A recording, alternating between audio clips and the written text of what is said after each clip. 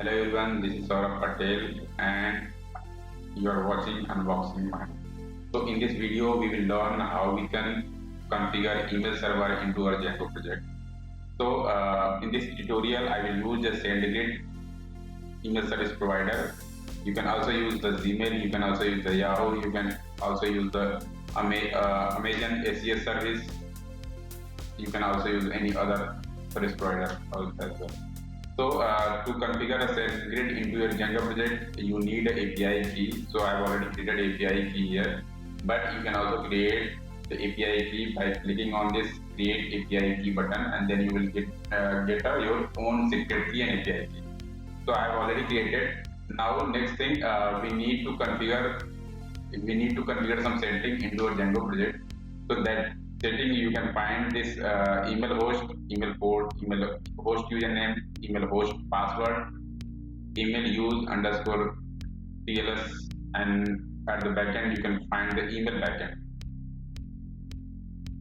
Okay, so let's open my editor Sublime to change to make these changes into our Django project. So this is my setting file, and the bottom I'm going to use that configuration that we have on our website. So there you can get this 5 or 6 configuration. Okay, now let's get this website. So email, port, hostname, username, password, and TLS and email backend.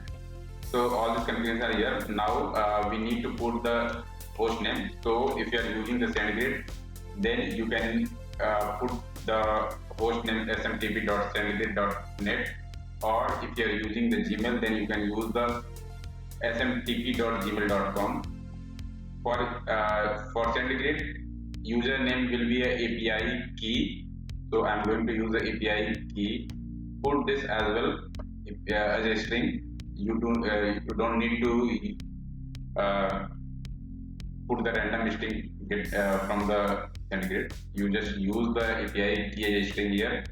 And if you are using the Gmail, then you can put here your email address, email address.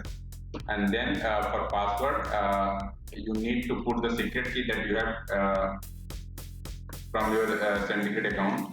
So I have my own, so I'm going to put that here. Okay, now all if you are using the Gmail, then you can put your Gmail account password here. For security reason, you can also save this configuration into your virtual environment or any other place as well.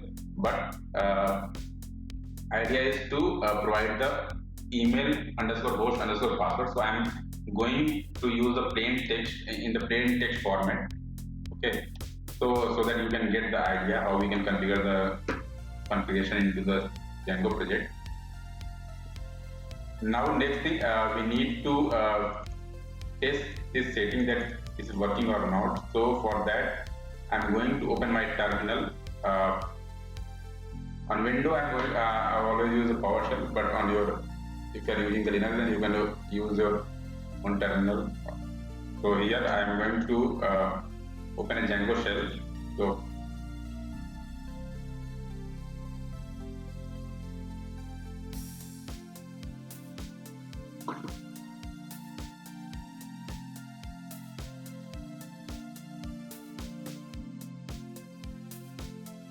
now we need to import the sendmail function. So to import the sendmail function, we can import this from core.email package provided by the Django. So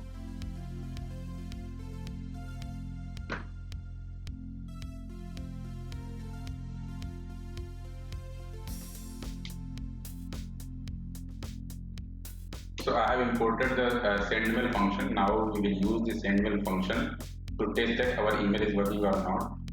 So sendmail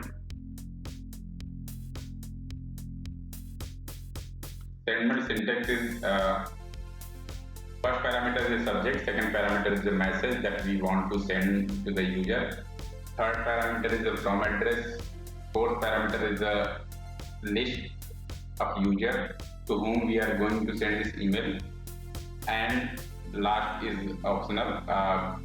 That will give you a error message if you have set this false, or if you set this true, then you will not get any error message. You will get the 0 in the response. Okay. If your email is successfully sent to the user, then you will get the successful message called in the format of true or 1. Okay, so I'm going to hit the enter button. Now let's see what happened. So as you can see, we have got the one means message is sent successfully sent. And if I open my browser and then the my email account, so you can get that I received the message. Subject is here and message is here. So it means email is now working successfully. Now a couple of things we need to see here, that from address need to be verified into the candidate account. Okay, so to verify, I have already verified the email address. So from this link, you can verify your own sender email address, so that you can successfully send the email. So thanks for watching this video. We will see some other tutorial in the next video.